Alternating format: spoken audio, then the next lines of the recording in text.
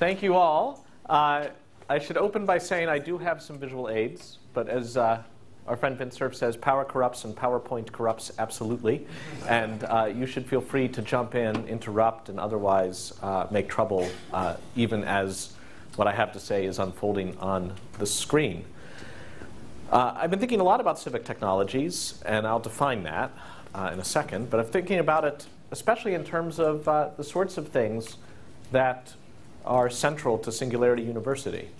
We take Singularity University to be, in large part, about technological change and accelerating technological change. I think there are certain kinds of technologies that can surprise us. And the fact that they can surprise us is what makes them so special and important. And when I think of even a singularity, of course, there's the definition in the black hole, which is, it all boils down to a point, because gravity is that much crushing. But singularity, mathematically speaking, can also mean just that beyond which the equations cannot predict. It's a singularity in the sense that it asymptotically goes to something unpredictable. And that's sort of the technologies, again, that I'm interested in, those things that take us to places that are unpredictable and how to keep those vital and alive.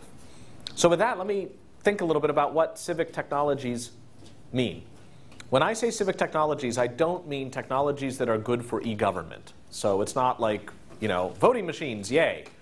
What I mean by civic technologies is a special kind of technology that will rise or fall depending on the quality of the people who decide to join it and participate in it, with the invitation being open largely to many, many people.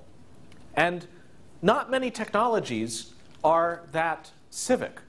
I mean, your refrigerator is not a civic technology. It will not keep your food any colder just because other people have refrigerators and are enthusiastic about how it works. And historically speaking, most of our major identified information technologies have not been particularly civic either. I know in these parts it's good to give a little historical sweep to things, so I thought I would do the same. This is Herman Hollerith. And in 1880, he was a 21-year-old Census Bureau clerk, helping to tote up the total number of people in the country. What he had going for him was there weren't as many people then as there are now. But other than that, things were against him. It was an incredibly boring job. And Hollerith figured there had to be a better way to do this. And he was inspired by a couple things. On the left, the Jacquard loom, which would weave depending on the kinds of holes present in large placards that would be run through it. One of these can actually be found partially reconstructed down the street at the Computer History Museum. He was also inspired by a standard train ticket where you might put a hole in the ticket to indicate the privileges or limits of the ticket holder. And that got him the idea of gave him the idea of coming up with this punch card, where somebody interviewing somebody from the census could punch holes depending on various qualities of the person they were interviewing as they find out answers. And then he came up with a machine that would take these qualities of male, female, foreign, all these kinds of things, and could tabulate them. You'll see a replica of that also at the Computer History Museum should you go. And this machine was basically genius. This is the kind of thing that in the 1880s, the 1880 census took just over 7 years to complete, dangerously close to the 10-year interval at which we do the census. Thanks to these machines, the 1890 census could be done in under 2 years. And his genius was not just limited to technology. That other earlier drawing was from a patent application, so I almost called him a patent clerk. And he had some good entrepreneurial sense. He actually decided to lease the machines necessary to tally the census to the United States government to the tune of $50,000 per machine per year. And that's $1890. That's like before dollars were something you paper a birdcage with. And that was an amazing move for him. But what it meant, aside from a great cash flow, was that he was being paid by the government to solve a particular problem. And it was his job to solve it. If the problem didn't get solved, they would know whom to call, and they might not pay him his money. But otherwise, it was entirely within his zone to solve it. And that principle held a certain vitality through from the punch card of the Herman Hollerith tabulating machine through to when he merged right after the beginning of the 20th century with 4 other companies and formed a new company which was later renamed International Business Machines. And after a brief detour into the sale of Browning semi-automatic rifles, IBM came back to its core mission of information processing, and this card in aspect ratio and direct genealogy is the parent of this card, the computer punch card that went in to stacks like these. And I don't know how many people have fond memories of stacks like these with like the diagonal line, so that if a friend of yours should throw them on the floor, you'd have some hope of reassembling them in the order in which they're meant to be fed into the machine. And when I say fed into the machine, it's machines like this, the IBM System 360, the powerhouse of the 1960s. And you look at this machine, and to me, this is a machine that radiates, "Don't come near me or you will die." And that is the essence of Hollerith from a century before.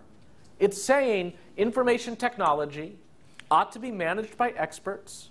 We set up ahead of time the problem we want to have solved, and then it's their responsibility for that fee to solve the problem, which is not a bad model for solving problems. I mean, that was the workhorse model for so many decades, but it is not civic.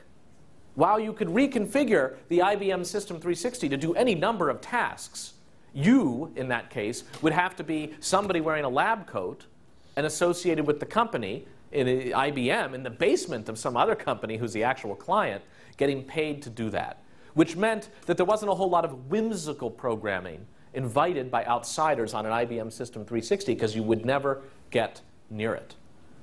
Now, also in information technology during the 20th century, we saw another range of machines and technologies that were meant for consumers, but then weren't reprogrammable.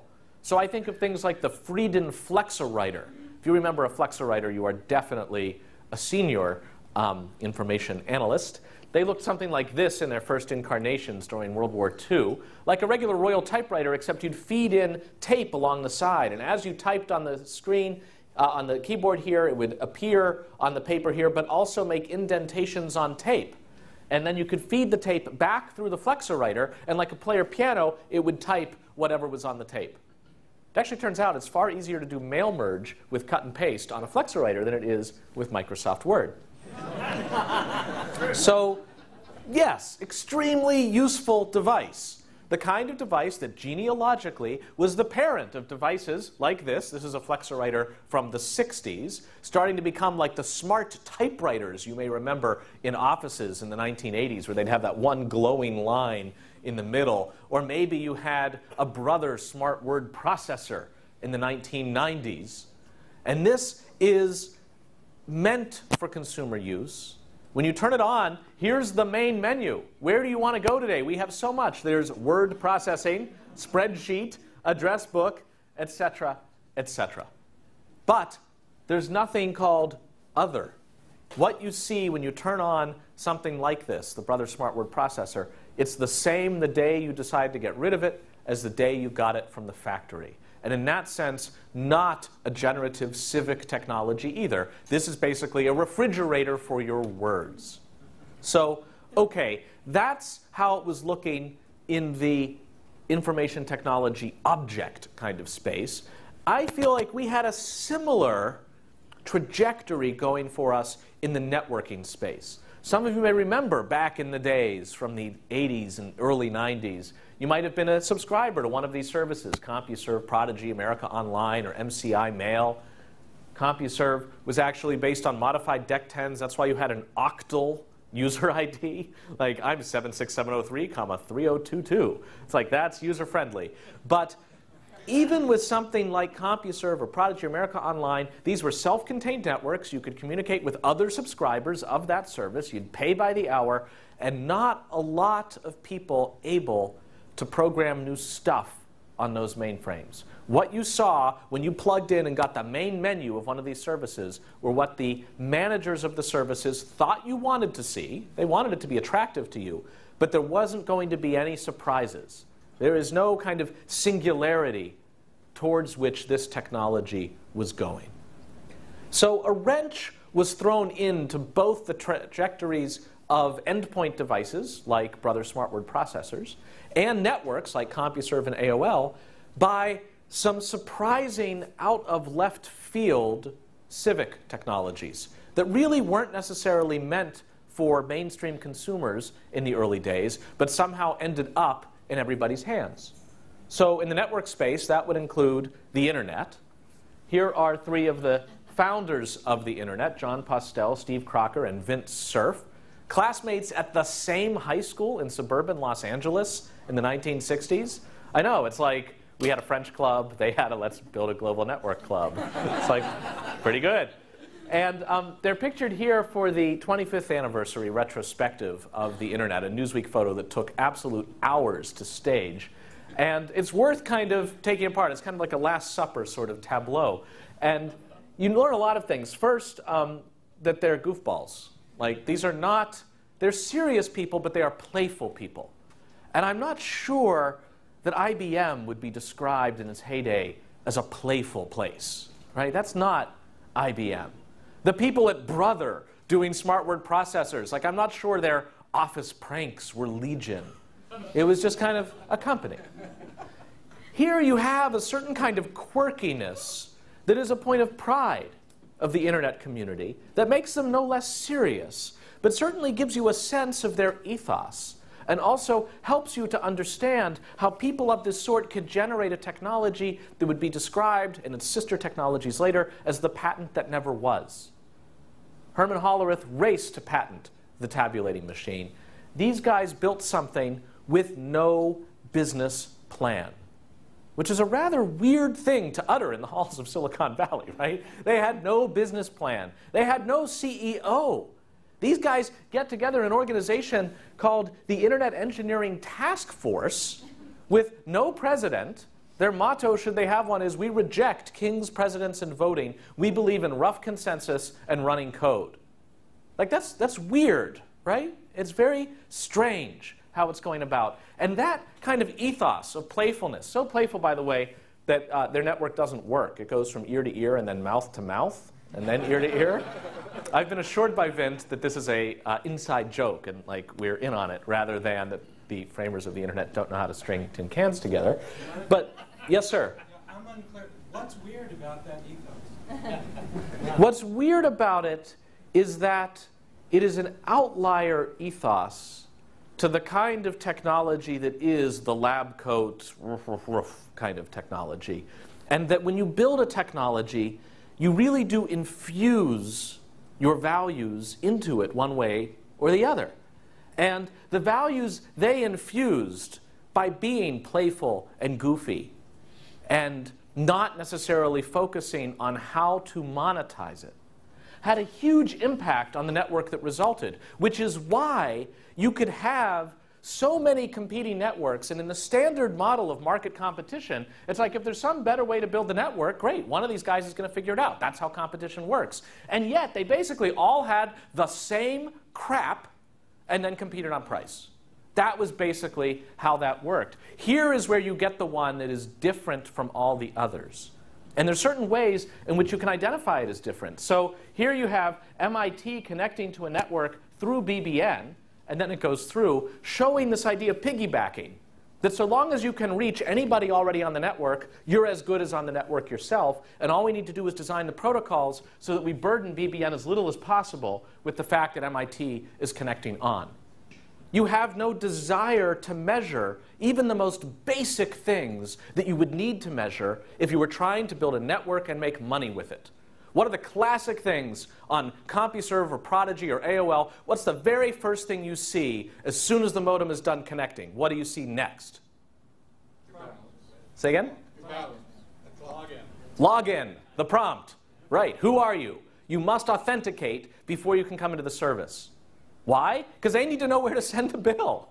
And that also means they can charge for different services. Now you're entering the cost double enter area. Please enjoy, right? And here, they had no concept of that because they didn't need to send anybody a bill. That wasn't on their minds. So they end up, how do we just get things networked together? And you're not presented with a main menu. You're just on the network. They presume you're going to figure out why. Why are you here? That's up to you, pal. You know, surely you have somebody with whom you want to communicate. Get going. You're now on the internet. Very different from the main menu authenticate yourself model, which is why to this day we have no idea how many people are attached to the internet. CompuServe, AOL Prodigy could tell you at any instant the exact number of people who were subscribers and the numerator, how many of them were logged on. Here, they couldn't tell you at all. Can you count IP addresses? Yeah, but you know, the state of Qatar shares one IP address among everybody, as Wikipedia found out one day when there was some vandalism, and they finally, even Wikipedia finally blocked somebody, and it turned out to be the entire state of Qatar, which was awkward, to say the least. So, not easy to know how many people are online because no need to monetize. But it also led to a certain kind of flexibility that meant the network could grow organically and start doing unpredictable things.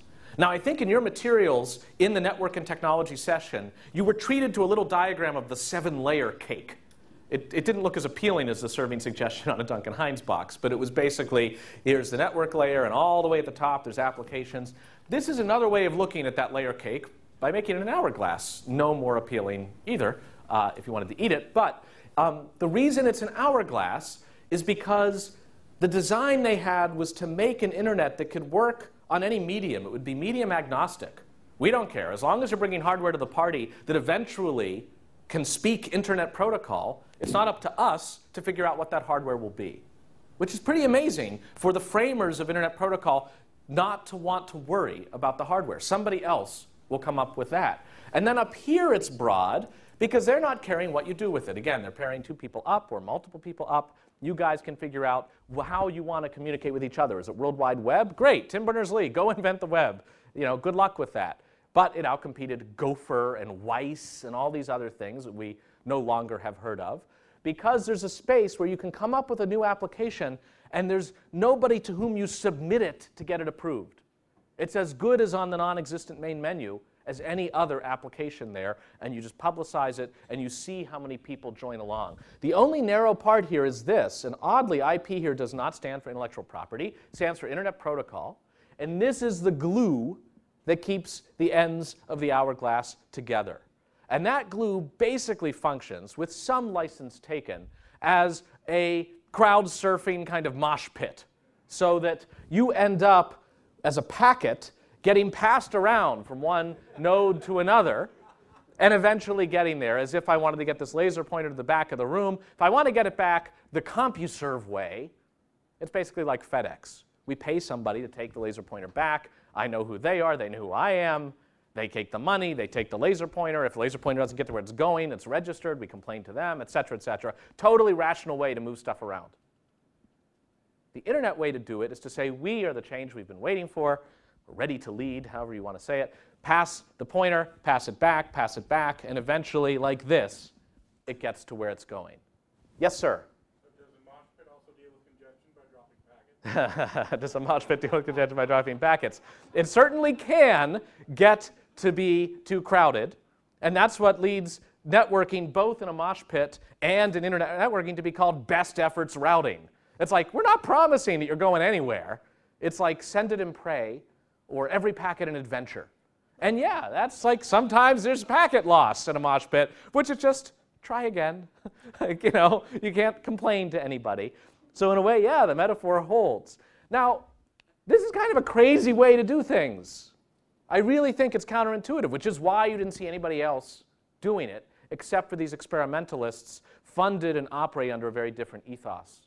And that's why people are fond of saying that there's doubt as to whether the internet could actually work. IBM, as late as 1992, was saying you couldn't possibly build a corporate network using internet protocol. You need one of our saner proprietary solutions. And framers of the networks themselves sometimes say the internet is just a pilot program.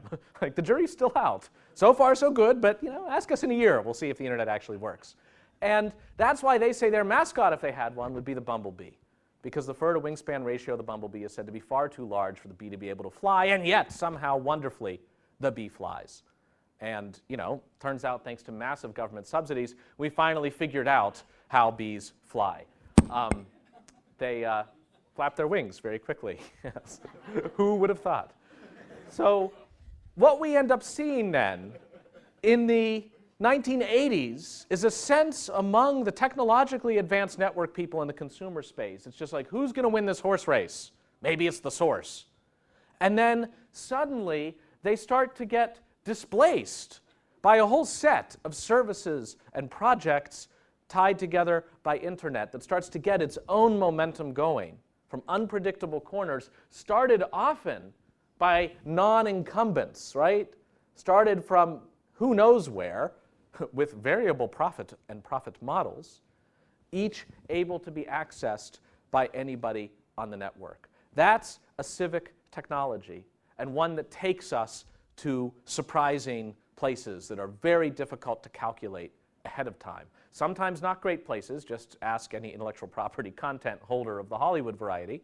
Sometimes amazing places, as I'm sure all of us can think of examples. Now, for these civic technologies, as they get very popular, they fit a certain pattern, which is that they can fall victim to their own success. Because kind of like, I don't know, Burning Man, to use an example popular out here, almost everybody I talk to about Burning Man who has been is like, yeah, but this year it's really going downhill. There's too many people kind of know about Burning. We need a different Burning Man that's like the new Burning Man, the way it used to be before, right? Basically the marginal point at which you knew and could go, but nobody else knew. That's the point at which Burning Man was at its best. And so there's a similar phenomenon here, where a system that depends on a certain amount of trust, like the mosh pit, as more and more people join, they're like, this is a great way to get from here to there. I don't have to pay anybody anything. I just jump on and away I go. And they don't quite get the ethos. It starts to stutter. And a couple bad apples can actually wreak pretty big havoc. And this is true of the very fabric of the internet itself. So, case in point, in other work that I do, I study internet filtering around the world, times that governments try to block their citizens from getting to certain stuff. In 2008, there was an order from the Pakistan Telecommunication Authority to block certain sites. This is not that unusual. They actually at one point asked that YouTube be blocked. And that meant Pakistani ISPs had to figure out how to prevent their subscribers from getting to YouTube through the whole mosh pit thing. So how did one small Pakistani ISP choose to implement the mandate to block? Well, this gets back to our metaphor, because when you're crowd surfing, you don't specify a destination. You're not like Brooklyn and step on it. You're just like going around. The internet needs to know about a destination, which means it needs a map. It needs to know when a certain packet arrives to a person, does it go this way or does it go that way? And for that, there has to be some sense of labeling and destinations and where things go. Those are called routing tables. And the routing tables aren't accumulated in one central map. They could be, but they're not, for good reasons, but they tend to be distributed. So it's almost like in this room, we just do a little bit of gossip every so often. And what happens is any one of you could turn to the person on your right and exchange credentials. I see, this is who you are. Well, this is who I am. And then you turn to the person on your left, you do the same, and then you say, and by the way, this is who I saw on my right. And then they say, this is, to their left, who the person to my right saw on his right. And before you know it, through effective gossip, you have managed to have a decent enough map of the internet that packets can get where they're going. The only thing is, like a good civic technology, it relies on the gossip being honest. This takes us back to our story. How did this one ISP at Pakistan Telecom decide to block YouTube? It started gossiping to itself and to others that it had just discovered that it was YouTube. Who knew? But YouTube was right under it. And what that meant was subscribers' packets would come in aiming for YouTube, and they would stop there and be thrown away because the point was to block YouTube.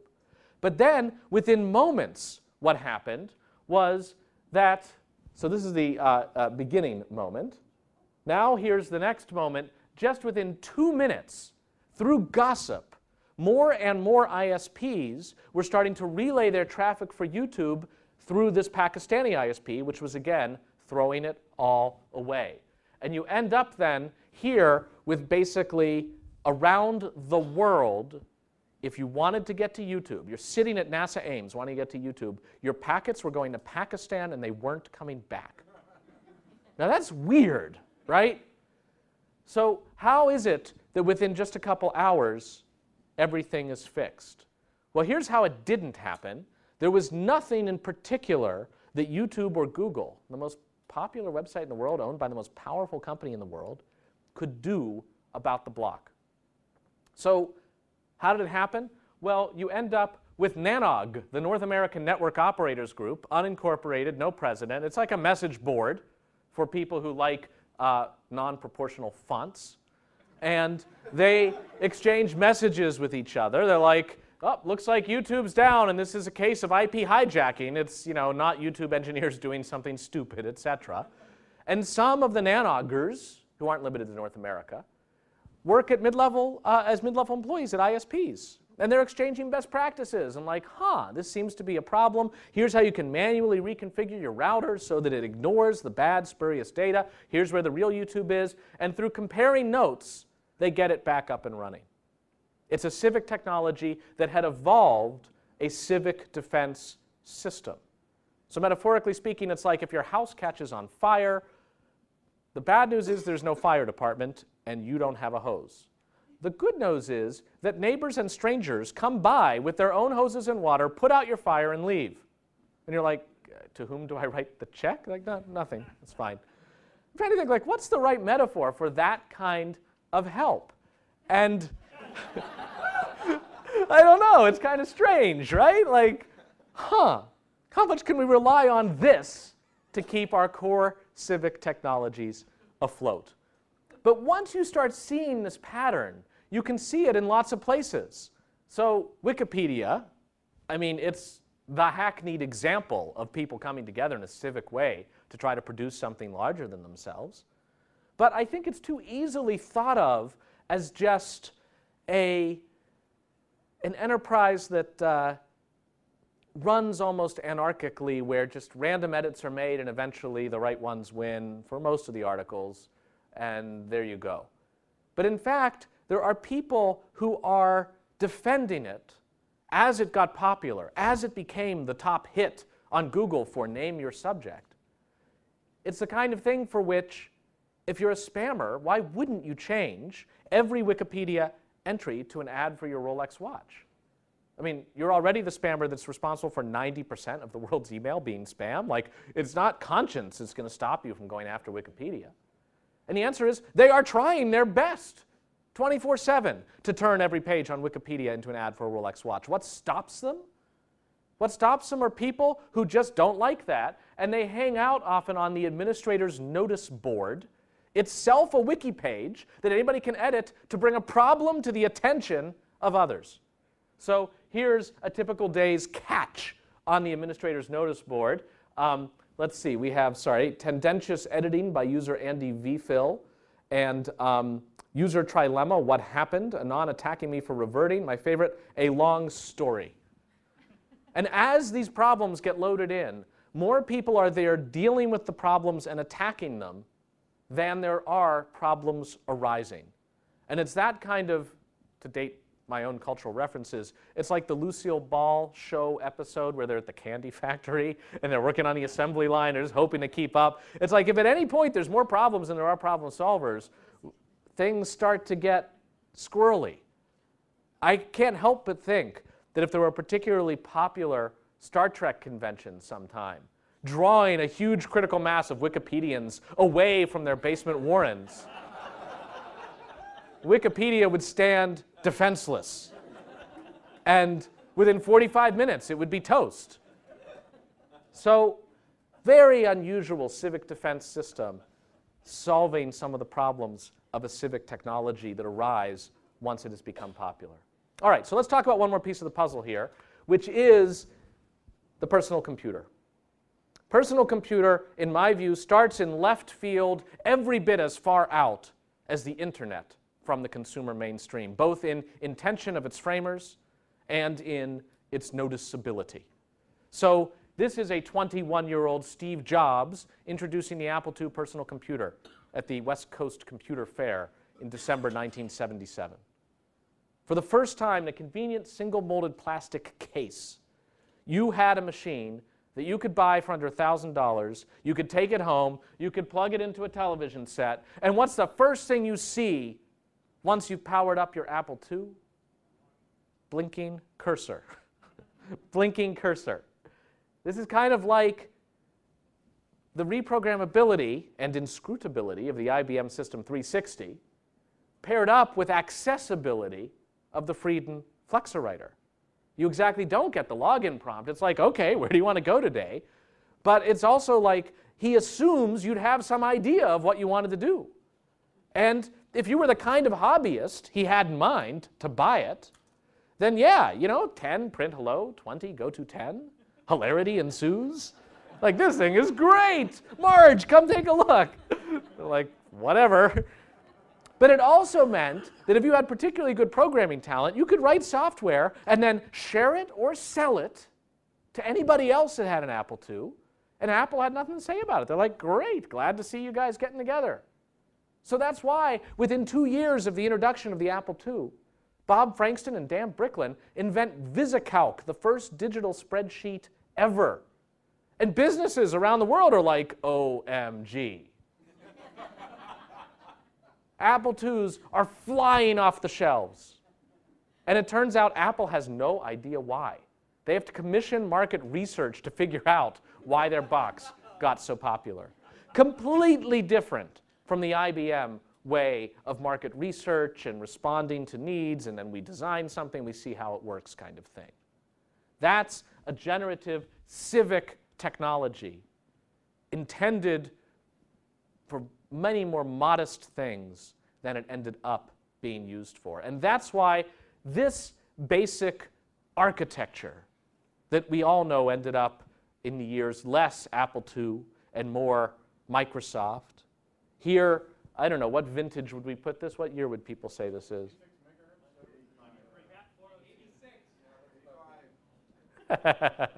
I hear 85, I hear 86. 92. I think it's 92. 1992. But we're all dating it. There's like, I have a winner. But it's Price is Right rules. You have to get as close as possible without going over. So many people notice the 66 Lite. Actually, it has a CD-ROM in it, so it's probably a little later than 92. Oh, could be later than 92. But again, didn't go over. So 66 Lite, and there's a button next to the 66 Lite. You press it, it goes into turbo mode. Prince of Persia, twice as fast. And it's like, why don't you always want the computer in turbo mode? And I guess, well, Prince of Persia twice as fast, but also the hamsters inside get tired running on their wheels. And I am actually pleased to say, I know NASA has a required green content now for each talk. They actually now have a hamster-powered paper shredder. So the hamster runs on this wheel here, and it shreds the paper as the hamster runs, and the hamster can then live in the paper afterwards. So anyway, you have a machine architecture from 77 through the 80s and 90s through 2007, which shares this amazing feature that's analogous to that amazing hourglass on the network side of things, which is you hand this thing the code, it runs the code. No questions asked. That's why it's like an hourglass with a PC in the middle, a PC operating system. I don't care if it's Windows or GNU Linux or Mac OS, because all of them at the top are broad, and they will run any code you give it. And your computer you can buy for one purpose. You probably had something in mind when you got the computer. But you can then repurpose it for something else as easily as double-clicking on something. Nobody buys a computer to make their hamster dance. But once you have the computer, it's like hamster dance is only one URL away, and you're like, I had no idea. This thing is great. But now we get to the same problem of falling victim to its own success that we have seen in the network space with the Pakistan YouTube example, and that we've seen in the Wikipedia space with the vandalism examples. Here, I don't care, again, what your platform is. You are at this moment, if you have a PC open, running huge stacks of code. And I don't care how geeky you are. You have absolutely no idea what any of these things does. And that is a problem. Because it could be that any one of these happens to have a line in it, if it's crude, that says delete the hard drive, at which point your hard drive gets deleted. That's pretty weird, right? Anytime you click on something and you get one of those boop, boop, like security alert, red alert, you're like, whatever, it's Friday night, I want to see the hamster dance, and you go forward. You are trusting at any moment that it doesn't say delete the hard drive or slurp all the data back or go into spreadsheets and transpose some numbers at random and then go back to sleep. Your work is done. 3 weeks later, you're doing payroll and you're like, what? Right? Very weird that we live in such a precarious situation. And I feel then like somebody describing the possible attacks on Border Gateway Protocol that the YouTube example represents before that happened. You're like, you know, any ISP anywhere could just lie about anything and suddenly the entire world would buy it?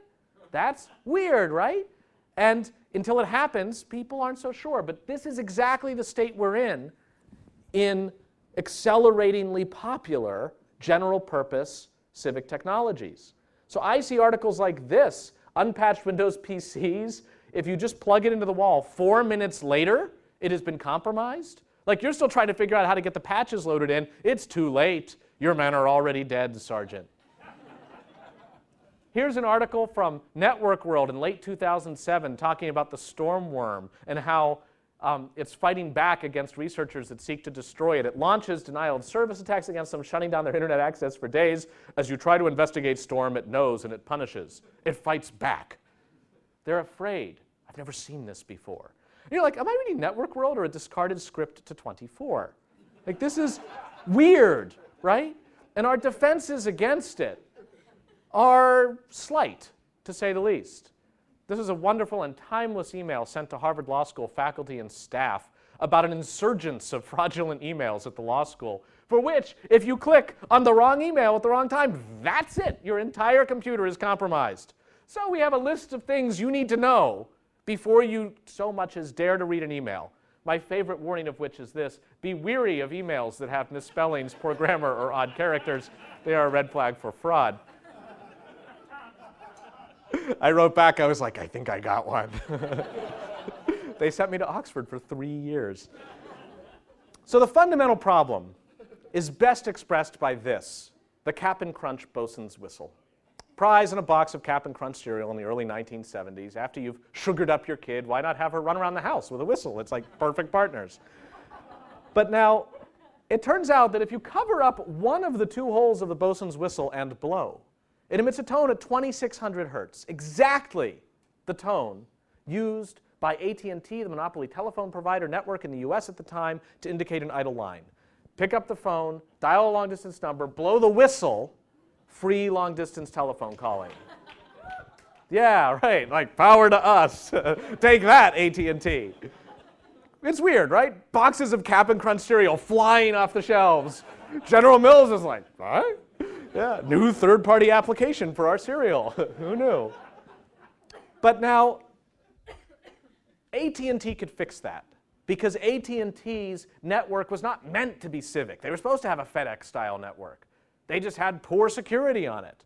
They had no out-of-band programming. Instead, the channels of communication were also the channels of control. So there was some sound you could make, protected through obscurity, that could reprogram the network. So they're AT&T. They fixed it. They just, promulgated a new patch so that they use out-of-band signaling. Problem solved.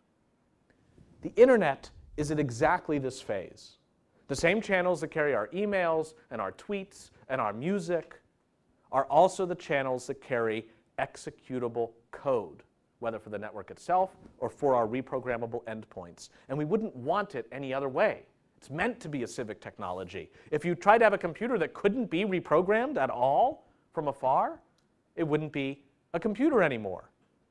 But that starts to point towards some of the solutions coming out as this problem is getting worse and worse and as business models are shaping up more and more for the exploitation of these endpoints and for having zombie armies.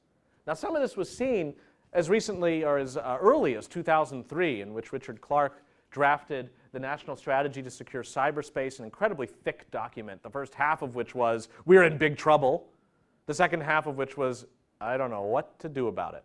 Their most concrete suggestion was to create a number of information sharing and analysis centers.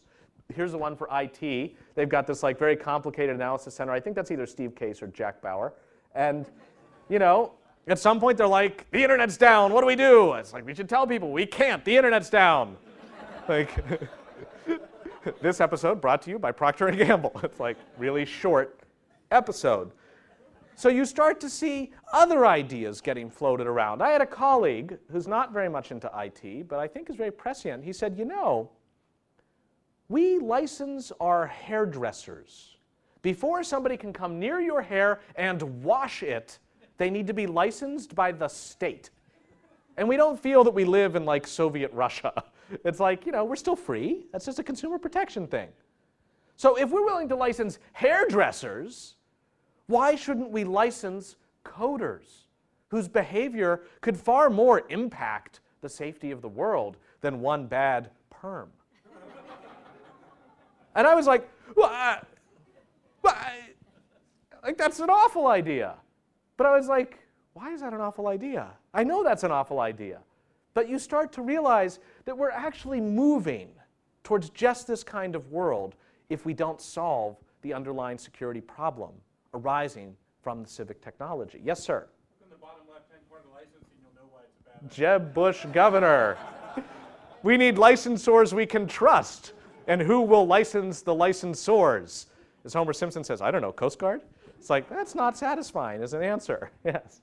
So we actually start to see movement in the network space.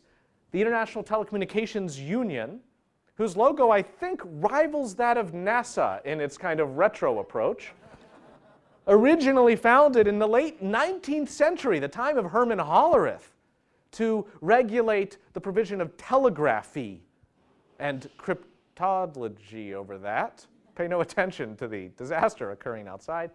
And the ITU has since become a UN member organization. The members of the ITU, it's not like the ITF, it's like there's no such thing as membership. Here, the membership of the ITU are states of the world.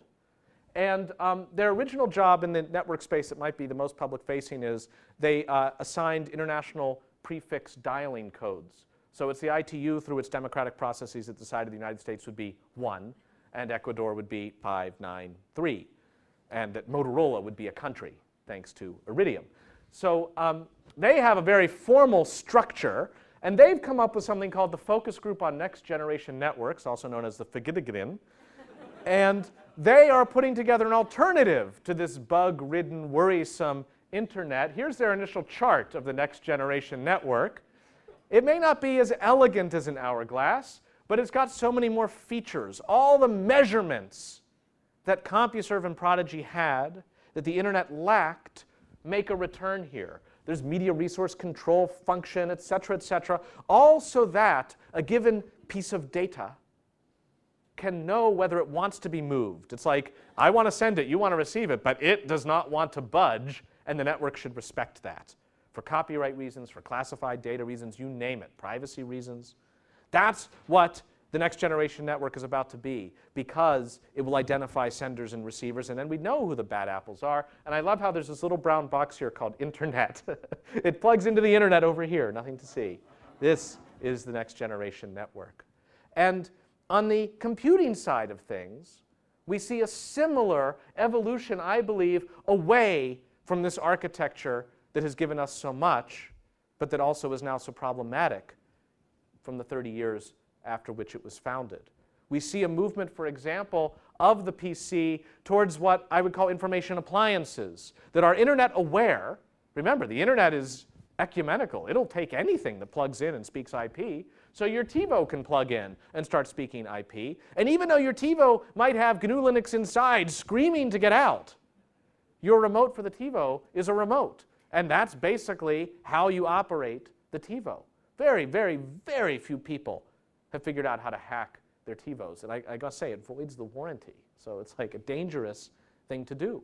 And there's a whole range of devices that are of this tethered nature, where even though you hold it in your hands, how they behave can change over time. It's not like the Brother Smart Word processor, but the only way it changes over time is not because you program something or Dan Bricklin programs something like VisiCalc. It's because Amazon on the Kindle chooses to send it a software update. And that power, which is just so routine, turns out to be incredibly fundamental. It's how Amazon can announce a Kindle that will read books to you through an experimental text-to-speech feature. The publishers have a small cow over it. Amazon backs down, sends a software update to your Kindle that makes it more reticent about reading books. Or in an amazing incident that could not have been more textbook, we see somebody start selling 1984 through Amazon. People download it to their Kindles. It turns out there's rights confusion. It's in the public domain in Canada, but not here. And the entity selling them is like, oops. And Amazon is like, uh-oh. So what does Amazon do? It reaches in to each Kindle and deletes 1984 from the Kindle. And you're just like, huh. And they're like, I'm giving you 99 cents back. And you start to realize that there's an entire range of products that are near and dear to us, like the iPod, and yes, like the iPhone, that share this characteristic. Now, version 1 of the iPhone was a clear case. 2007, iPhone gets released. Steve Jobs makes no apology. He says, we define everything on this phone precisely, right? The man who gave us the Apple II knows best. He's like, believe me, well, you do not want what I gave you 30 years ago. Instead, you want something that exactly does not act like a PC. Now, the world begged to differ. A number of people, many fewer than I think the popular press has reported, started jailbreaking their iPhones. And an independent software community was desperate to code for this phone and not happy with Steve Jobs' suggested path of just make it a web page and the iPhone browser can get there. That didn't cut it. So within a year, we see Apple introduce the software development kit, which makes people very excited around the world, although this is not, in fact, a real Newsweek cover. So now it'll be a little bit like that PC from 1977. Somebody can write software that isn't Apple, and it can end up running on your iPhone. The only thing is, huge asterisk, how does it get there? It must go through the iPhone Apps Store. That entity must be approved, indeed licensed, not by Jeb Bush, but by Steve Jobs. And then, once licensed, submits the code for approval in a somewhat opaque process. It either gets approved or it doesn't, and then made available for people to download. Oh yeah, and Apple takes a third, 30%, of whatever you charge for the app. It's like in Bill Gates' wildest proprietary monopolistic dreams. He was never deducting 30% off of any software sold for a Windows platform. And he was never trying to stop people from giving software to other people. At most, think how quaint it is. He was trying to control whether Netscape would appear on the desktop when you took it out of the box. That was the thing that got the world obsessed with the Microsoft case for a decade. And now you look at the iPhone App Store, all pictures of Steve Jobs blurry, and here's his slide saying what the limitations are. Illegal, malicious, privacy, porn, bandwidth hog, and my favorite, unforeseen. No singularities on the iPhone. Now, what does that mean in practice? I worry it's the worst of both worlds, because software developers, especially the playful young nerds who don't read EULAs, but just they're all friends that have iPhones, so they code for the iPhone because that's where the fun is. They'll still code and can get stuff on, but then the interesting, angular stuff gets picked off one at a time. So just one case in point. This was an application called Freedom Time before the elections last year, counting down the days, hours, minutes, and seconds until Inauguration Day of 2009, quote, till the end of an error, and rejected by the iPhone App Store. And the author of it writes, he says to Steve Jobs, he says, I just want to let you know what's being rejected. It's not defamatory, harmful, speaking untruth. You know, it implies some critique, but it's not crossing any lines of decency. You know, what's going on here? He says he gets a message back. Even though my personal political leanings are democratic, I think this will be offensive to roughly half our customers. What's the point, Steve? And you realize that by creating platforms, in part in the name of convenience and simplicity and security, to solve a very real problem, that have gatekeepers who have to be told what the point is before they'll let it fly. They're like, this does not look like a bee that will fly. Then anything Angular gets knocked out. If I write an app that lets an iPhone talk peer-to-peer to any nearby iPhones, so that if another Hurricane Katrina passes through these environs and there's no ISP, but actually I have an app that we can pass from iPhone to iPhone, and our iPhones can talk to each other until it gets out to the margin of the area, and then there's an internet connection, and now we're all loosely on the internet? No way that gets into the iPhone App Store. That's a bandwidth hog. Yes, sir? That actually is on the iPhone. That is on the iPhone? I would love to see it, and the slide will go right here when you show it to me. Ping. I will look for Ping, the iPhone app, or anybody online right now is welcome to look it up. I don't think it's point-to-point either, but I want to give him enough rope. Anyway, so we'll look up Ping and see what happens. Now, my belief is that one kind of silly app that we'll never miss at a time, we get ourselves into a space. First, where we take this model on the iPhone and we spread it throughout. I don't think this is about mobile phones.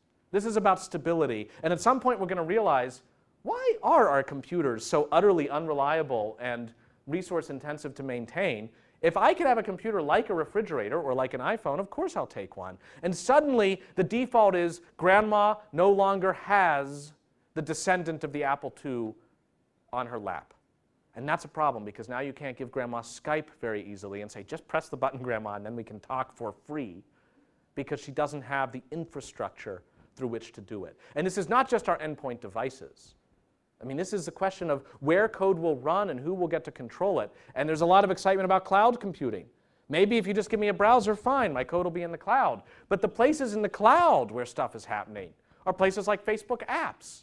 If you're a nerd of today, you're going to write an app for Facebook, and then Facebook either approves it or doesn't, can retroactively kill it, can choose to charge for it later. That's explicitly part of the Facebook developer EULA. And now you have another point of control. And in fact, almost any of the major platform-oriented services that are so new and colorful next to the dowdy services they replaced long ago with CompuServe and Prodigy are themselves amenable to this kind of gatekeeping. I think about it in its most basic form almost like a toaster that's Web 2.0-ified. What's a Web 2.0 toaster like? Well, it's like, here's the toaster. You come back on a Tuesday morning, and it says, congratulations, you've got the fall update. You now have 3 slots. You're like, well, that's cool. And you go to work, and you come back, and it's an unhappy face on it. It says, we're sorry, there were problems in the toaster update. We rolled it back. We apologize for any toast that was crushed in the rollback. You're like, okay.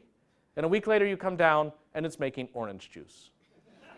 And at this point, you're like, what did I buy? You didn't buy a toaster. You didn't buy anything. You have entered into a long-term service-oriented relationship with a breakfast-oriented provider. And they are going to do their best to figure out what will please you when you wake up and are hungry, and it may or may not agree with what you want. And that is a weird form of control, not just because of the power it gives the vendor, but because now the government has just a handful of phone numbers it can call in order to accomplish any regulatory end it wants, previously not so easy with a civic technology. So some examples of that.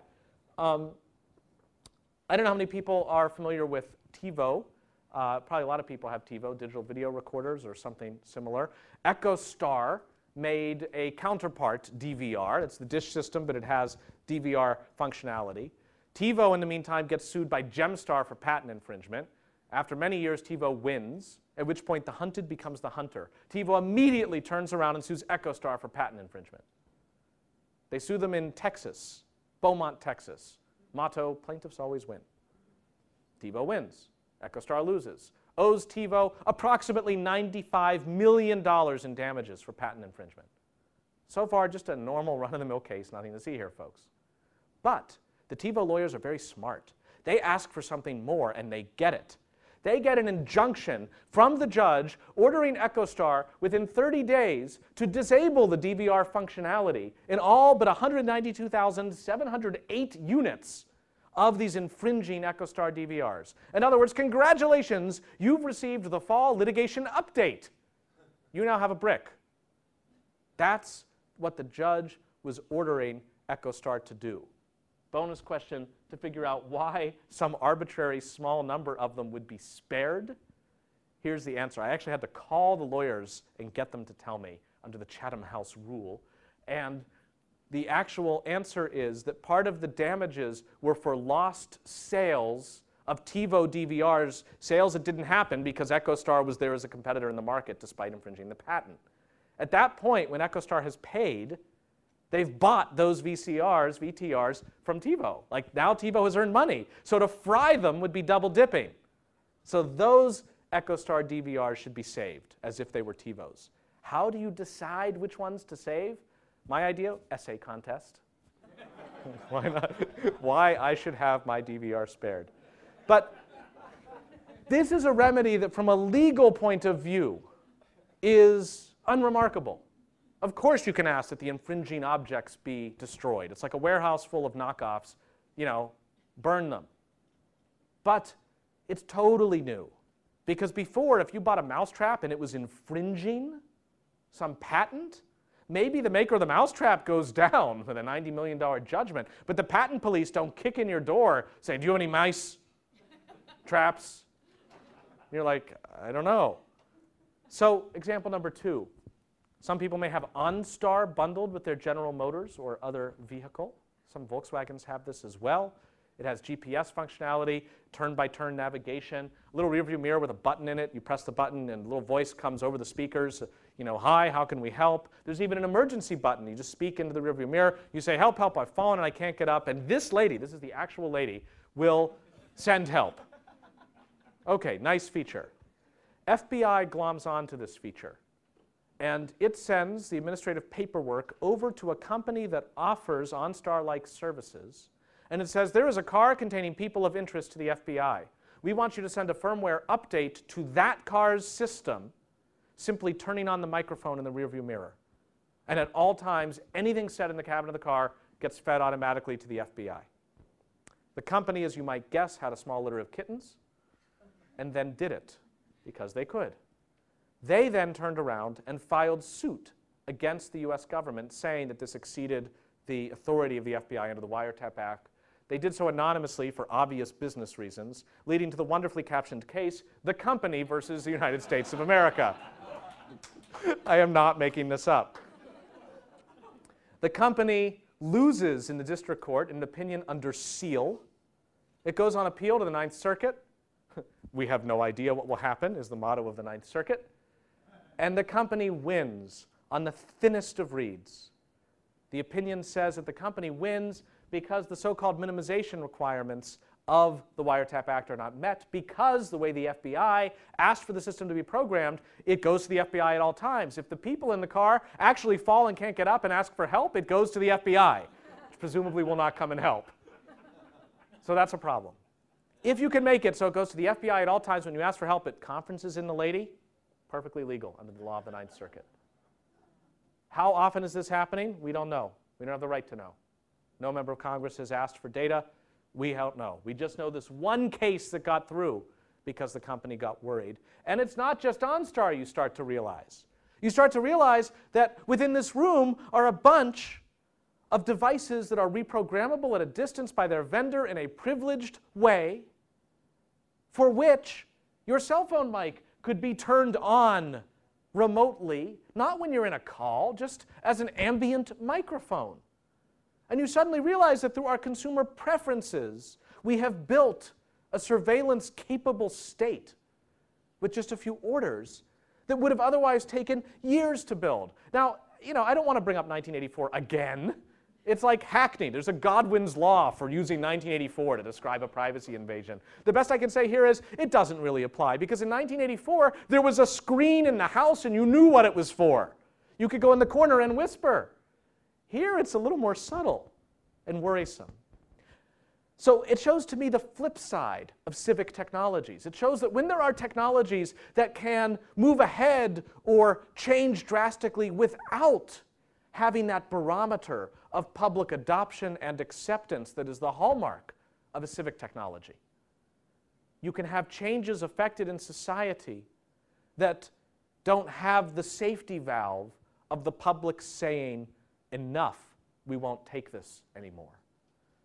Yes, Salim. In your opinion, How extensive is this literal phenomenon? that kind the government eavesdropping separate? My guess is we have not yet hit the knee of an exponential curve of this becoming routine. I think it's probably rare right now. Why do I have that instinct? I'm not sure. It's not that data heavy because the data itself is secret. But supply creates demand. You just know that with this opportunity and how easy it is to listen in, why would you possibly want to do a black bag job and pay people to sit, you know, with the like ill-labeled truck outside that's like Max's Donuts and the alligator? It's like, why would you possibly do that when you can do it some other way? Yes, sir. So estimates suggest 30% of personal computers are owned by someone else. They're Yes. bought it. And this, in theory, was done by crowds of teenagers. Yes.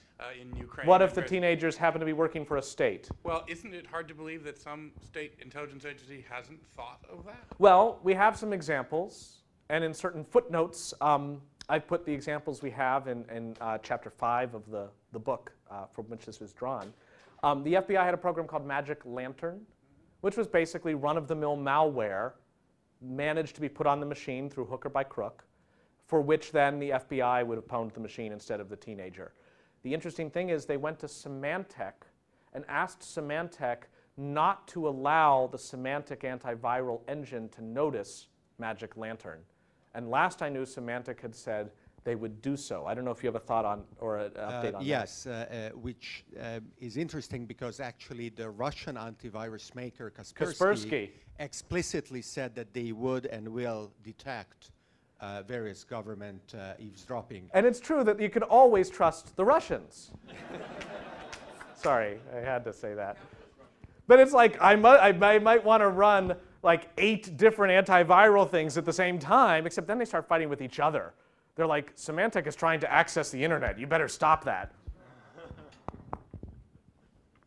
So the way I think about this is that there has traditionally been an element of civic support needed for major law enforcement undertakings. Like in modern times, it would be a drunk driving screening.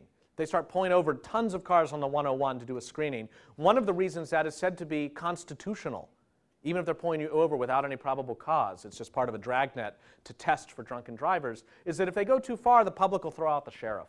It's just so visible. But here, of course, it's much less visible. And in the past, it calls to mind the concept of the posse.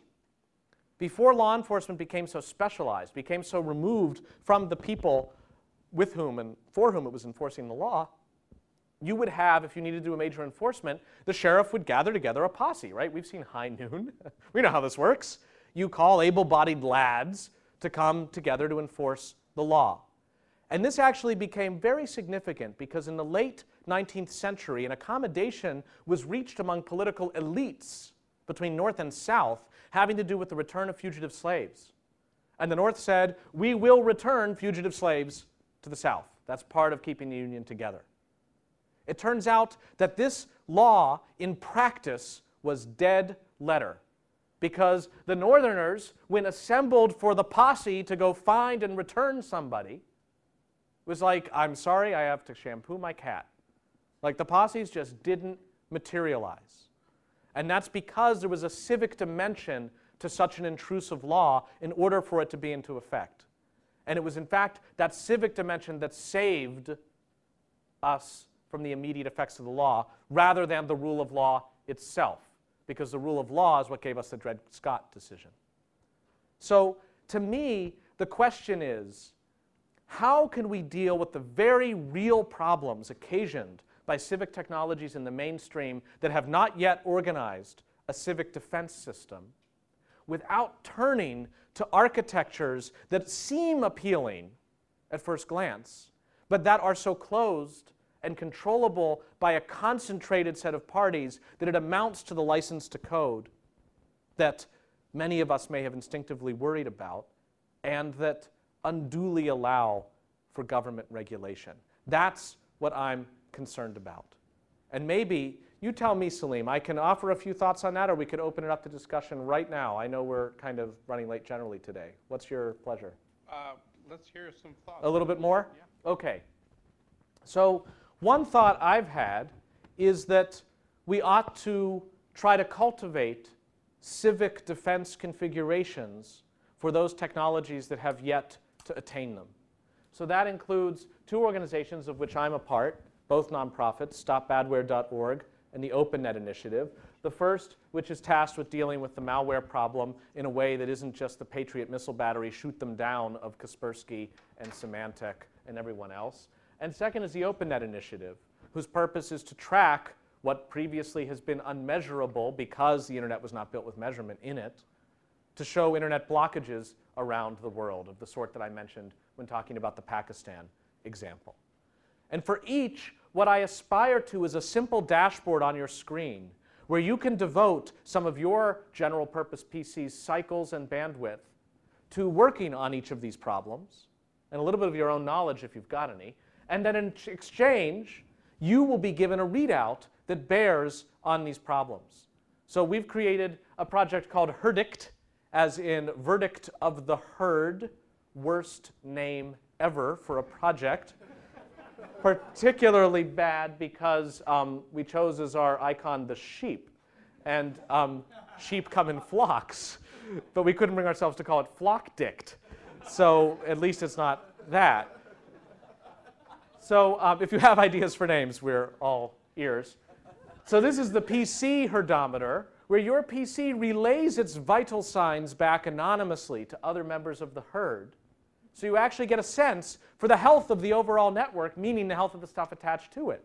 And you start with playful things like hard drive space. You know, where in the histogram does my hard drive size fall, or my processor speed? And as each day goes by and other people upgrade, you can see your computer getting crappier and crappier.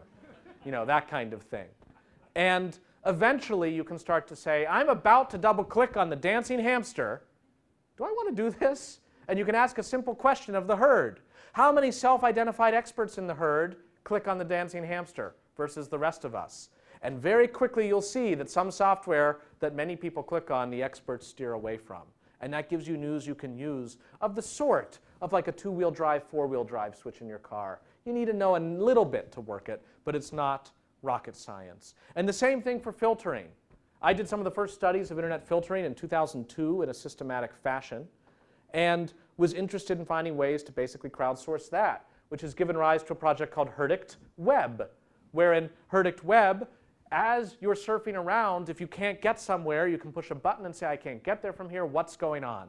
And the act of asking the question helps to answer it. Because as more and more people say, I can't get there from here, what's going on, we can start to figure out who's getting there and who's not, and start to infer, is this a country level ban, an ISP level, a corporate level ban? NASA doesn't want people looking at the European Space Agency. You can start to learn about various kinds of filtering in real time as it happens.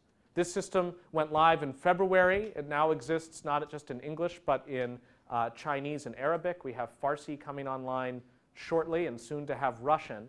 And the basic idea appears to be working. Does it get blocked? Short answer, not yet. Our first milestone of success built into the business plan is when are we worth blocking? We know we've done the others, when are we worth gaming? And we have plans for that, which I can disclose at a later time, but there's an app for that. Recently, Herdict picked up reports of Amazon.com being filtered in China.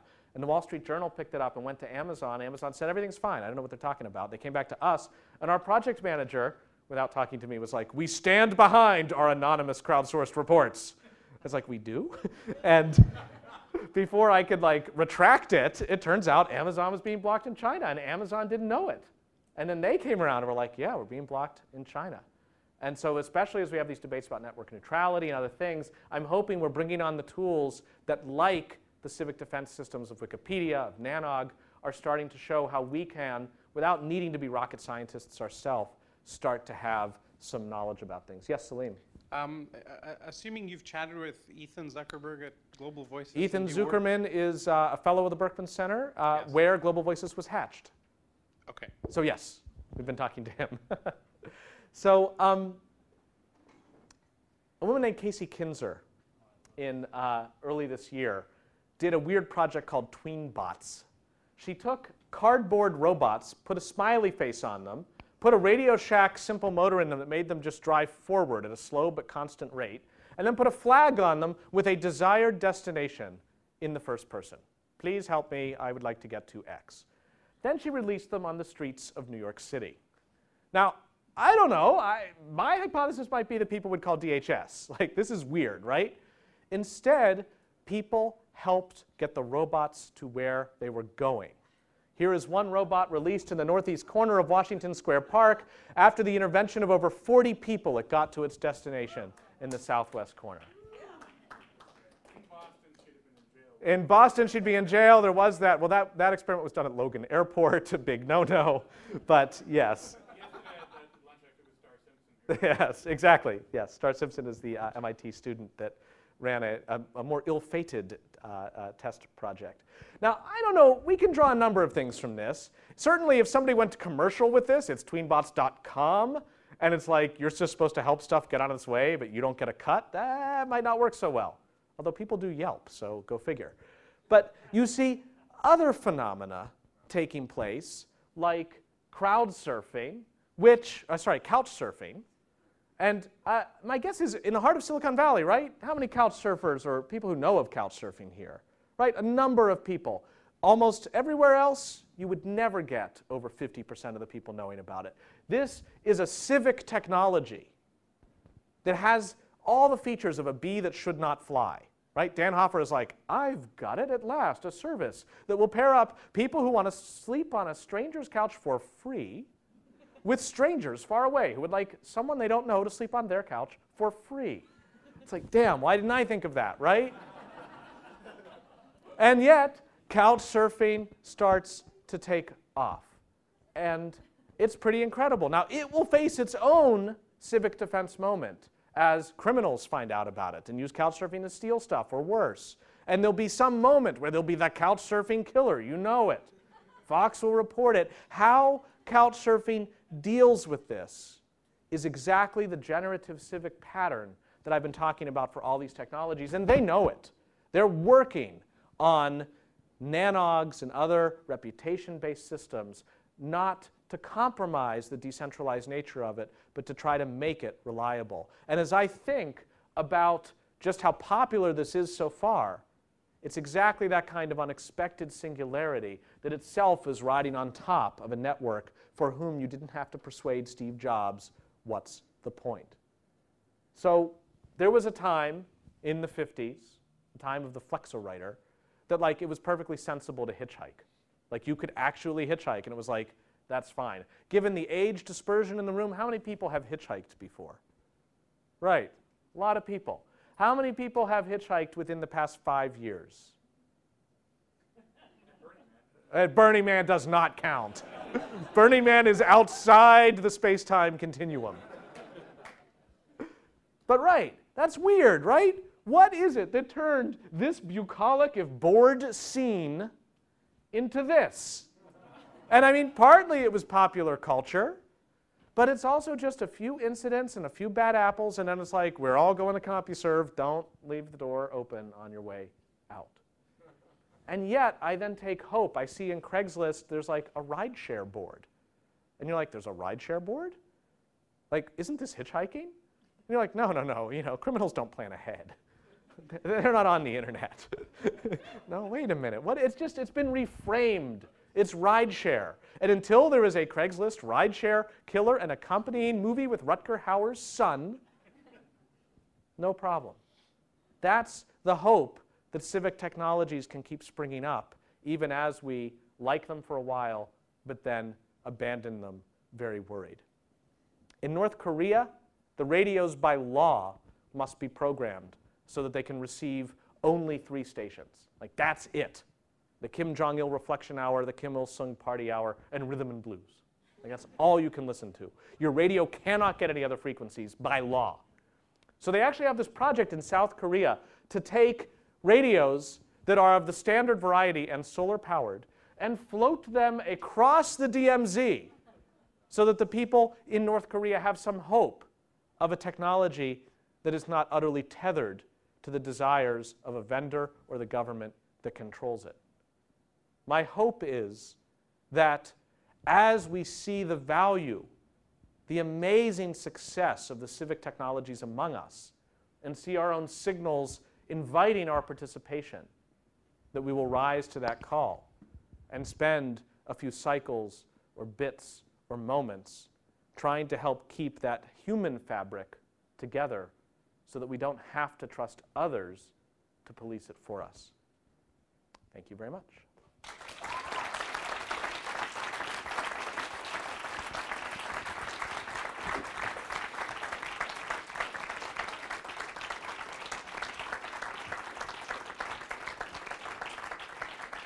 Thank you. A few questions, if people are up for it. Over in the corner? I'll wait for the mic, although I can project without it.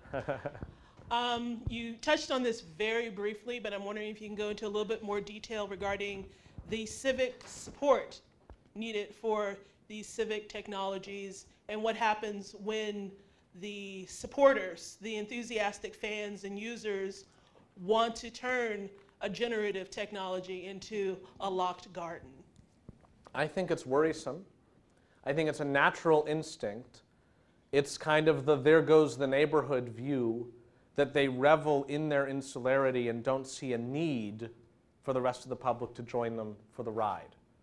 And it's not a phenomenon we see explicitly in something like Wikipedia, but I think it is implicitly there. It's why Wikipedia has seen the need, from starting with only one policy, they multiply them as they need them, to have a policy that's like, don't bite the newbies. Like, you want to welcome people in, even if they're not doing things the way you think they should. You can't own an article. You need to let other people contribute in certain ways. And of course, Wikipedia gets criticized from both sides for like not being elitist enough, being too democratizing in who it lets contribute, where a PhD has to argue with some random 12-year-old as to why this is the way the article should be. But I even look at the fact that Wikipedia has as its primary interface, should you choose to edit an article, a non-proportional font, sui generis, bizarre markup language for which you're trying to figure out how many equal signs you need to make the indentation work, and then you say, to hell with this. And that actually drives people away. Now, I think, kind of like ham radio licenses, it's meant to keep out the riffraff. If you can't figure out how to edit a Wikipedia article, all the better that you go on and move right along. There's a hamster dancing for you somewhere. And I think a nice litmus test that would bear on the future of Wikipedia, which is currently undergoing a kind of strategic visioning exercise, and for which, by the way, I do not think Wikipedia's centrality and future is at all ensured, not just as a brand, but as a general mode of even producing something encyclopedic. I'm very concerned about its future, despite its current success.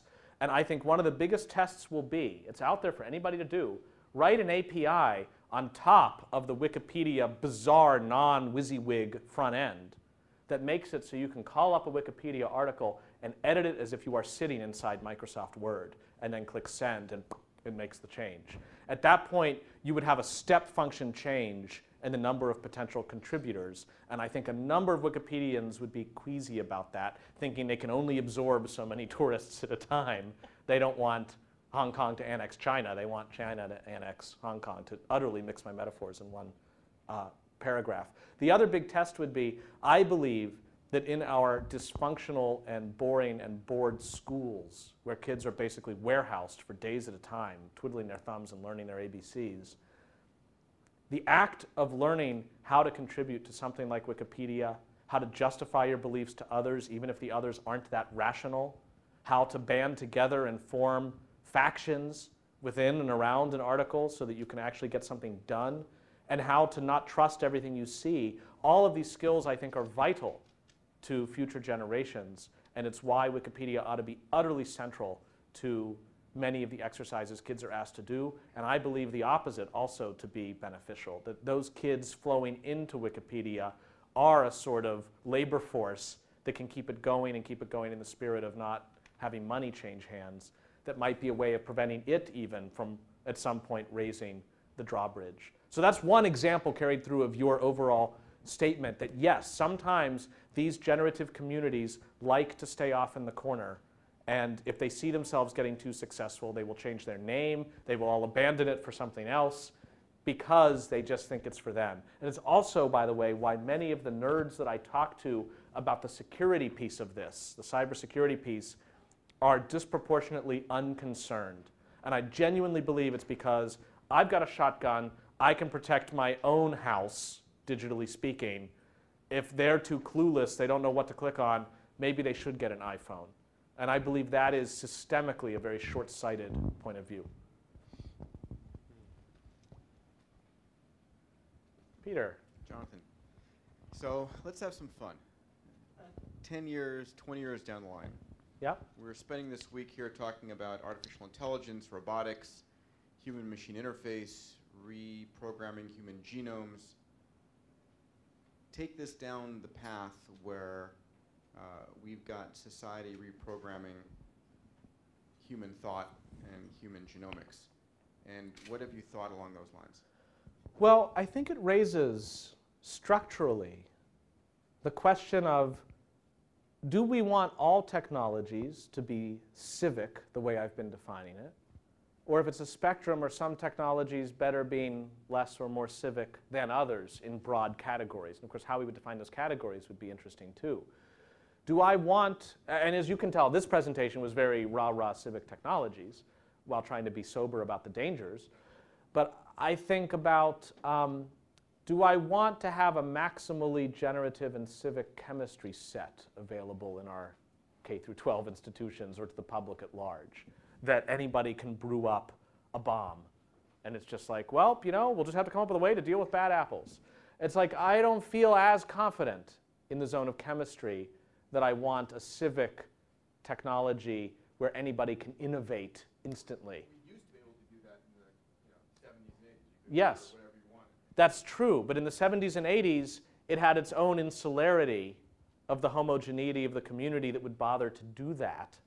It didn't have to hit that stage of falling victim to its own success and drawing the attention of those who would use that capacity to experiment not as an end unto itself because experimentation is fun, the way that hacking used to be, but then start to use it as a means to some other ends. I think the same about physics. I mean, there was a wonderful New Yorker story I encountered while I was researching the book called The Boy Who Built a Nuclear Reactor in His Shed. It's like, you don't even have to read the article at that point. It's like the trailer just kind of writes itself. But it's like, all right, you know, there are some technologies so sensitive with impacts so profound, especially if they are viral impacts, if it's something that you could click and spread it from person to person. I mean, if you get into the zone that I think we've been thinking about in these environs, that truly start thinking of the human mind as software running on hardware and we can download it fairly interchangeably with arbitrary hardware and that kind of thing, it's like, I don't know if I'd want anybody to edit it at any time and trust that others will come along and, you know, I'll be number 14 on the list of problems to solve and someone will solve it. But then you still get into all these questions of, all right, well then who does watch the watchers and who would we put in a position of responsibility there? And that's why, despite the fact that I have almost not at all mentioned law, either in the answer to your question or in the entire presentation, this is a cyber law issue and it's a cyber law presentation because it's Lincoln's questions at Gettysburg. It's like, are we capable of governing ourselves? And what are the mechanisms by which we do that? And sometimes we do it in very formal ways. We have that vote in the House of Representatives and we open up the electoral college votes and we count them one at a time with everybody watching. And at other times it's much more industry self-regulation, or let's just trust that on a given subway car, somebody isn't going to run around and try to hurt everybody. That's why we don't have a cop in every subway car. Each technology and technological system probably will call for its own system for creating and maintaining some semblance of order amidst the desirable chaos. And I just don't mean to pretend that the same size will fit all.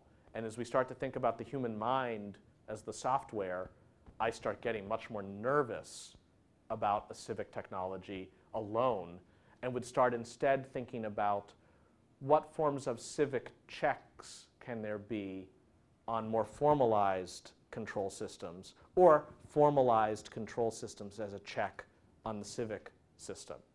That would be where I'd start to dig in. I don't know if you have other thoughts on that or others have thoughts on this question. We have remarked during these days sometimes that it would be desirable to have actually policy discussions beforehand, so that when the technologies emerge, there is some thinking already, where should policy go? And to me, it looks like that we have had what we wished for, but it doesn't really attain our goals, as we have the secret negotiations, multilateral negotiations of ACTA, the anti-counterfeiting trade agreements, Yes. which to me look perfectly attuned to prohibit 3D printing Yes. technologies Yes. to be ever made available to Yes. consumers. And by the way, they are also fixing and patching Yes. things looking backwards by outlawing fair use, mandating Yes. criminal punishments for DRM, I get it. et cetera, et cetera. Yes. So how do you think when you have these kinds of global dealings Right. behind the scenes of any democratic oversight, Right. what should citizens do?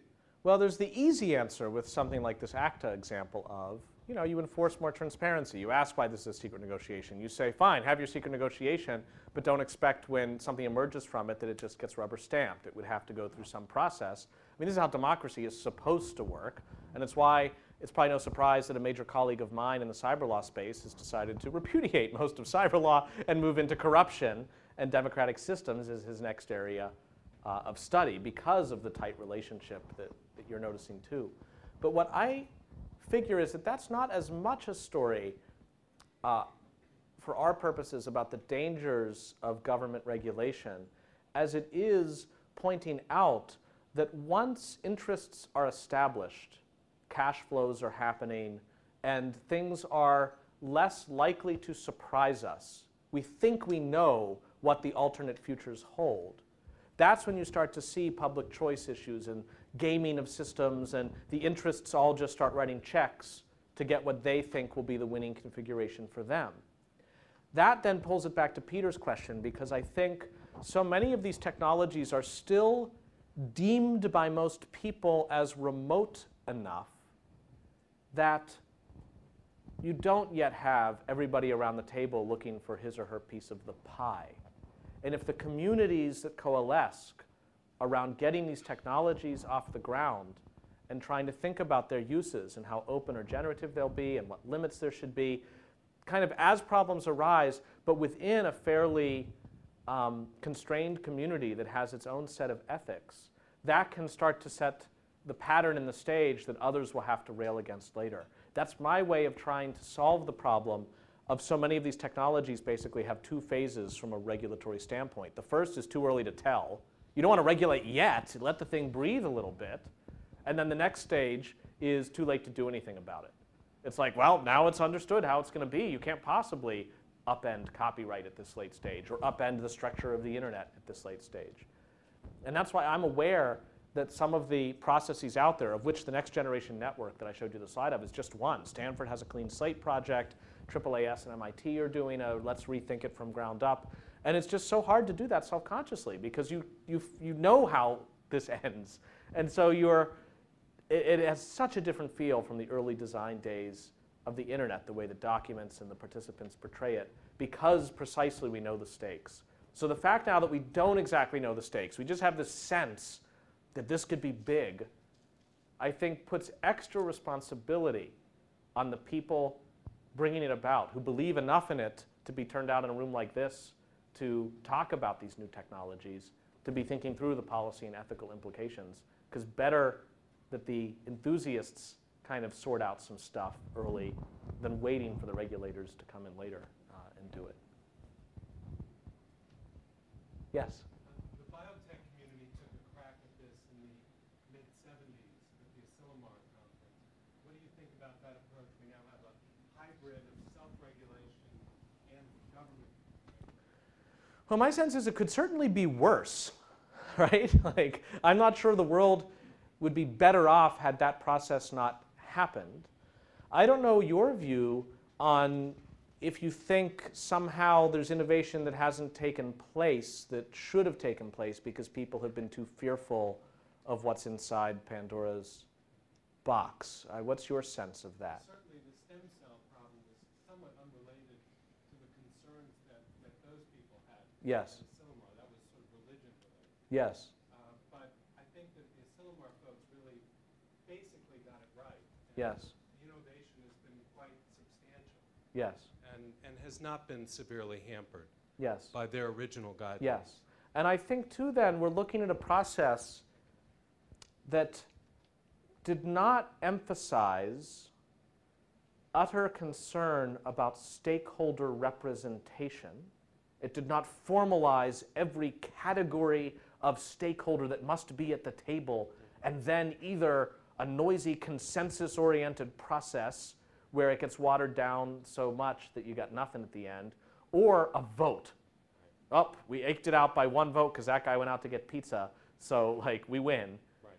And many of our decision-making processes that we think are needed to do something as important as, affect a policy have those qualities to them. Either they're these consensus-oriented, heavy process stuff, or it's we take a vote, we have either a member of Congress or you're not, and when you're there, here's how the rules work. So I like approaches that try to run down the middle of that don't get so obsessed with process, that basically, we reject kings, presidents, and voting. We believe in rough consensus and running code. Right. That's the hope we place in that form of policy They were setting. working backwards from first principles. Yes. Yeah. Yes. Over here? So hi, Ted Zucker. So we have plebiscites and we have policy that's done in various ways. Yes. And yet I wonder how long are any rules, no matter how you come to them, useful? And what are some examples of what's rough numbers of rules that last forever or don't? And how do you kill dead rules, and who kills them? In the technologies I've been studying the most, rules are almost after the fact. They exist. You can hear Wikipedians citing chapter and verse. This is POV, this is NPOV, and there's all sorts of other rules now. Wikipedia has a ton of them, including a rule that says, don't let the rules get in the way of building a great encyclopedia. For which then, the codicil to that is, if you find yourself invoking this rule, you are probably wrong. There's a reason the rules exist. But these rules in Wikipedia are instantiated and applied one editor and administrator at a time. There is an arbitration committee, an ARBCOM, that's supposed to render judgments when there's a real dispute, and they have this evidence production. You see them inventing the law of the US courts, one painful step at a time. I was at Wikimania 2003 at Harvard, where for the first time ever the ARBCOM was in the same room. And it was oh, the ARBCOM is here. And people would be giving comments hi, my name is John Smith, also known as, Sender 14. Oh, that's Sender 14, wow.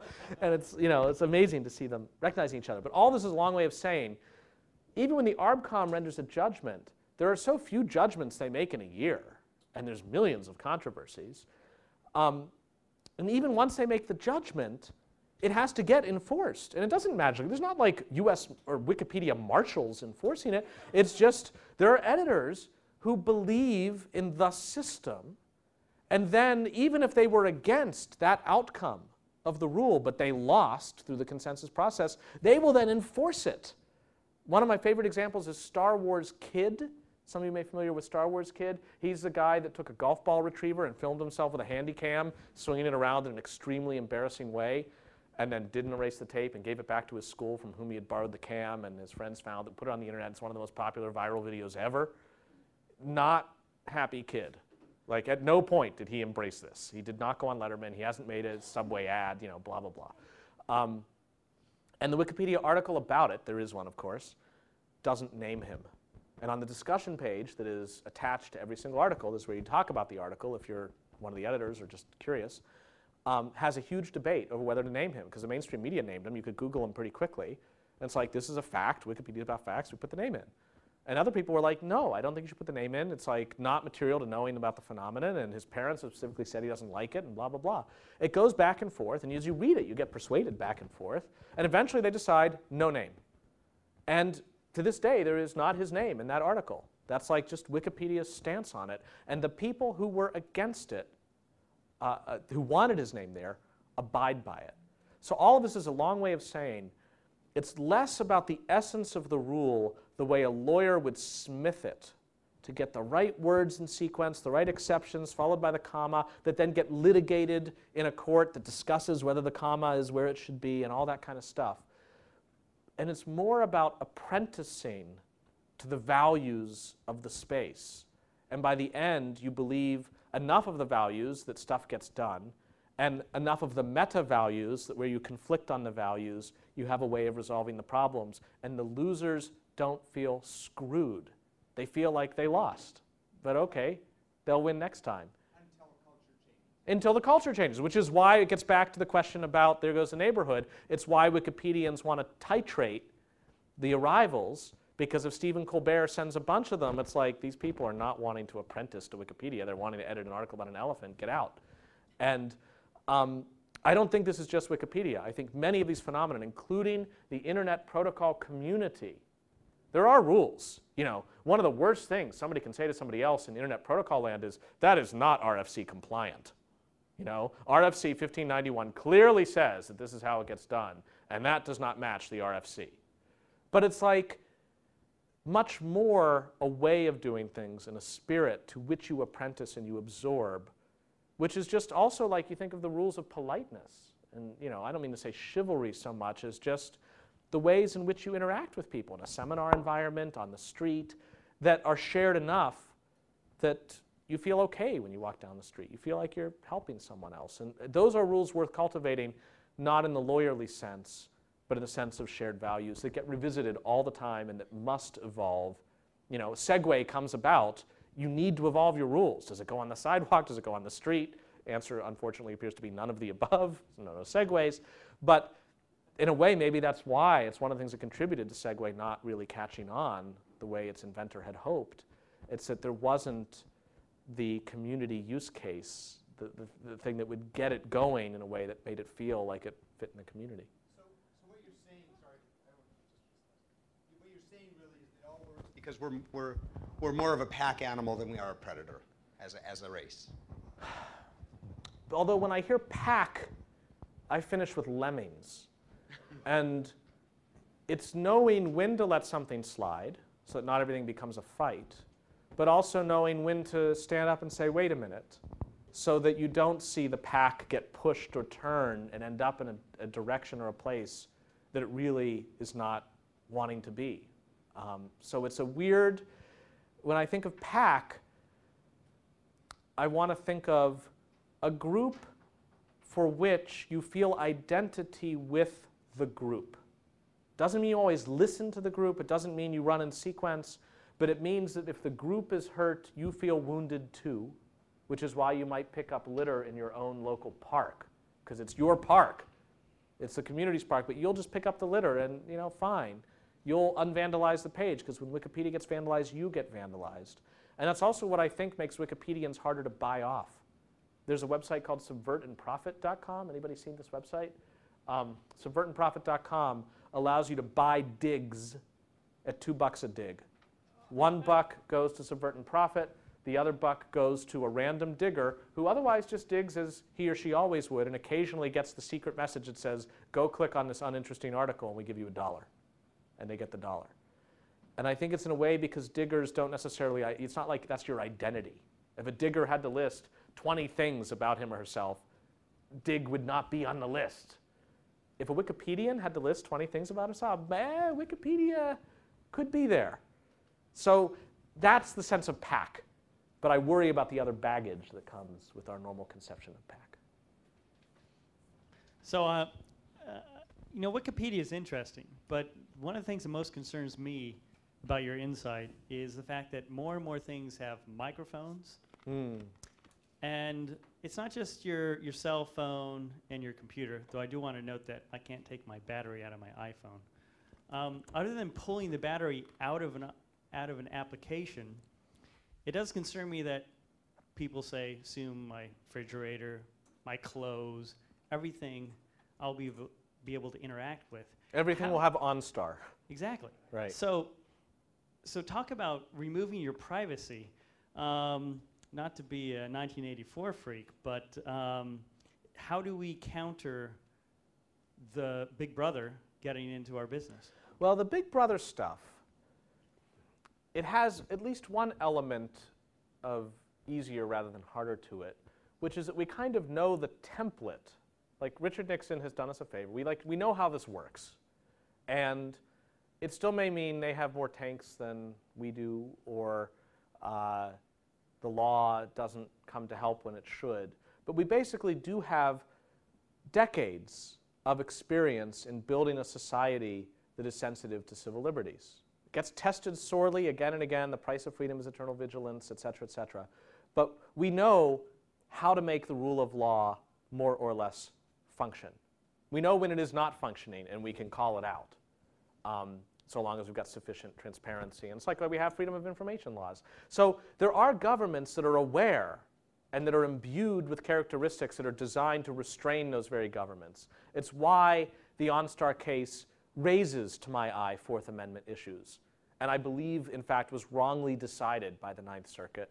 And in wearing another hat, I would try to write that persuasive brief to the Ninth Circuit. At least the Ninth Circuit, those were decision makers that weren't the FBI, that don't get paid by the FBI. So there are ways to help and build governments that try to be inured from it. And the only worry is that if the sine wave is of increasing amplitude of when abuses happen, just how far they can go before they get reined in, if these technological infrastructures let them run much farther, maybe they go off the edge. And that is a worry. It's why, in part, I would be in favor of building technological infrastructures that have technological limits on abuse, not just legal limits. When Amazon promised after the 1984 incident that they were changing their policies so they would not do this again, I'm like, well, that's great, but we need to figure out how to build a Kindle so that you can hook it up to a computer and back up the contents. And we can even have light DRM. This is not an anti-DRM rant. It's like, I just need to know that if you get ordered by the government with the gun pointing at you, I don't care about your new policy, you're killing 1984 right now, or you are excising this copyright infringing or defamatory passage, that I've still got my backup. And ditto for Google Books. We need to have it so that when a book has a canonical copy in the cloud, and a library of tomorrow doesn't have rotting stacks of paper in the hopes that somebody might one day want to take it out, but rather terminals and printing on demand that get to the cloud copy, we need to make sure that that cloud copy integrity is not challenged. And at the moment, there's no real plan for that. It's like, well, why would that happen? It's like, well, I can write you the warrant that would insist that that happen, or the judicial ruling. There are ways around this, and it's actually a nice function for libraries where they can actually download their own copy. Occasionally the copies compare against each other, a checksum, and where there's been a tweak, suddenly we're aware of it. So some technological ways of dealing with it. It doesn't solve the problem of peer-to-peer privacy invasions. That's where I thought you were going with your question, about if there's a sensor or a microphone in everything. This is why now, if you really want some kicks, go back and just look on YouTube with a search term of angry teacher or road rage, and put that together with basic facial recognition, and it's like, you'd better be on your best behavior at all times, because that indiscretion you just had where you flipped off somebody on the road, or the kids finally got to you and you told somebody to sit down and shut up, that's now possibly going viral. And I believe it is imperative to come up with some systems to allow almost Creative Commons style for the conveyance of preferences and statements that relate to privacy as much as for our assertions about copyright, so that I have a fighting chance as something is going viral to be like, by the way, I am Star Wars Kid. I'm not identifying who I am, but I am Star Wars Kid, and let me write you about 10 lines, my essay on why I would rather you not forward this video. I'm not telling you you're going to go to jail if you, or I'll sue you if you don't, but please don't. And some people will forward it anyway. They might be more likely to forward it. They're 4chan people. That's what they do. But I don't know if there's a critical mass of 4chan people. And I almost ask each person in the room, give yourself the Star Wars kid test. If there was some framework by which you could experience that preference just after you watched the video and got a good kick out of it, and you're about to hit send to decide whether to forward it, but you have on good authority an easy way of linking up to his preference, would you still forward it? This is not easily amenable to a poll because there's social pressures in how you answer the poll, but my hope is that that would actually eliminate the viral nature, that enough people in that circumstance would not forward because they then can see themselves in Star Wars Kid. It has brought the humanity back to what otherwise is a disembodied, funny video, that they would not. So great. Thank you again. With that, thank you all. Jonathan, See you on Facebook. thank you very much.